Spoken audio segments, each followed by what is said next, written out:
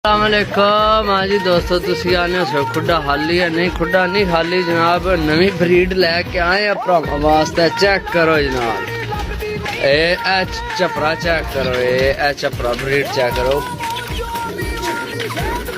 तुहानू इसने अख ना शो कराने जनाब। देसी ब्रीड है, चपरा ब्रीड। ठीक हो गया जनाब।